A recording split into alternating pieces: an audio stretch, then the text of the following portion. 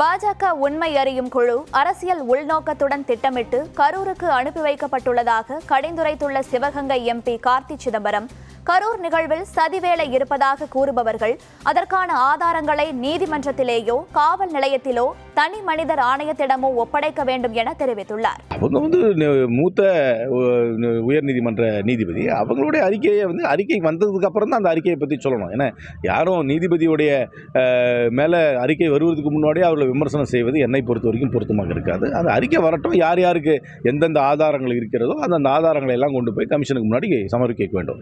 அரசாங்கமாக இருந்தாலும் சரி, மாவட்ட ஆட்சியாக இருந்தாலும் சரி, இந்த நிகழ்ச்சியை நடத்தின அமைப்பாக இருந்தாலும் சரி, எல்லாருமே இப்போ அவங்க ஆதாரங்கள், அவங்களுடைய வாதங்களை கமிஷனுக்கு முன்னாடி தான் வைக்கணும். அது உண்மை அறிவதற்காக அவங்க அனுப்பலை. அவங்க முழுக்க ஒரு அரசியல் உள்நோக்கத்துக்காக அனுப்பப்பட்ட ஒரு டெலிகேஷனாக தான் நான் பார்க்குறேன்.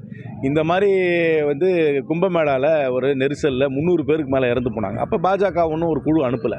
டெல்லி ரயில்வே ஸ்டேஷனில் இந்த மாதிரி தான் தள்ளுமுள்ளில் நிறைய பேர் இறந்து போனாங்க. இந்த மாதிரி குழுவை பாஜக அனுப்பலை. உண்மை அறிவதற்காக வரல. இவங்க ஏற்கனவே ஒரு மைண்ட் செட்டோட தான் வந்திருக்கிறாங்க, ஒரு நரேட்டிவோட தான் வந்திருக்கிறாங்க, இவங்க ஒரு ஸ்கிரிப்டோட தான் வந்திருக்கிறாங்க. அதனால் இவங்களுடைய அஜெண்டாவே சிபிஐ மூலமாக எப்படி ஆந்திராவில் ஒரு கூட்டணி அமைத்தார்களோ அதன் மூலமாக சிபிஐ மூலமாக தமிழ்நாட்டிலையும் அவருடைய கூட்டணிக்கு ஒரு கட்சியை கொண்டு வர வேண்டும் என்பதற்காக நடத்தப்படுகின்ற நாடகமாக தான் நான் பார்க்குறேன். சதிவேலை இருக்குன்னு யாராவது சொன்னாங்கன்னா அதுக்கு ஆதாரத்தை கொண்டு போய் கோர்ட்டுக்கிட்ட சமர்ப்பிக்கணும், இல்லை போலீஸ்கிட்ட சமர்ப்பிக்கணும், கோர்ட்டுக்கு இல்லாட்டி ஒன் மேன் கமிஷனுக்கு முன்னாடியே போய் சமர்ப்பிக்கணும்.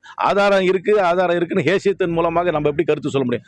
ஆதாரம் இருக்கு என்று சொல்பவர்கள் அந்த ஆதாரத்தை எடுத்துக்கொண்டு போய் அந்த கமிஷனுக்கு முன்னாடியோ நீதிமன்றத்துக்கு முன்னாடியோ காவல்துறைக்கு முன்னாடியோ சமர்ப்பிக்க வேண்டும்.